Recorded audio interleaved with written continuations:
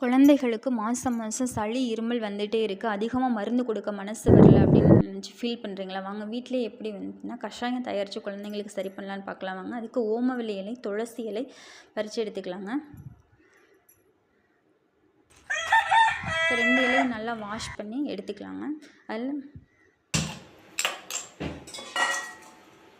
பாத்திரத்தை வச்சு 1 டம்ளர் தண்ணி நம்ம ஊற்றுறோங்க.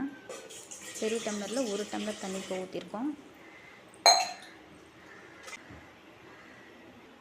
ஓமவல்லியை லைட்டாக கசக்கி கையிலே சும்மா அப்படியே கசக்கி தண்ணியில் போட்டுக்கலாங்க. நெக்ஸ்ட்டு துளசி இலையும் அதே மாதிரி கையில் கசக்கி அப்படியே தண்ணியில் போட்டுக்கலாங்க.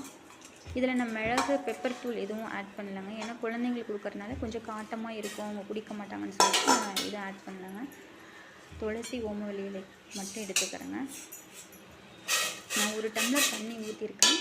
அது எந்த அளவுக்கு சுண்டி வரும்னு பாருங்கள். ரொம்ப 1/2 டம்ளருக்கு ரொம்ப கம்மியாக சுண்டுற அளவுக்கு நல்லா அதில் இருக்க எசன்ஸ் எல்லாமே அந்த தண்ணியில் இறங்குற மாதிரி நல்லா கொதிக்க விட்டு நல்லா சுண்டினதுக்கப்புறமா அதை வடிகட்டி எடுத்துக்கலாங்க. அந்த தண்ணியை குழந்தைங்களுக்கு கொடுக்குறப்ப கண்டிப்பாக குணமாயிடுங்க. மோஷன் வழியாக சளியெல்லாம் வந்துடுங்க. இதோட ரிசல்ட்டை நான் என் குழந்தைக்கு கொடுத்து பார்த்ததுனால இந்த வீடியோவை நான் போடுறேங்க.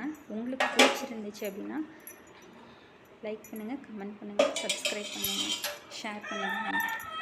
நன்றி, வணக்கம்ங்க.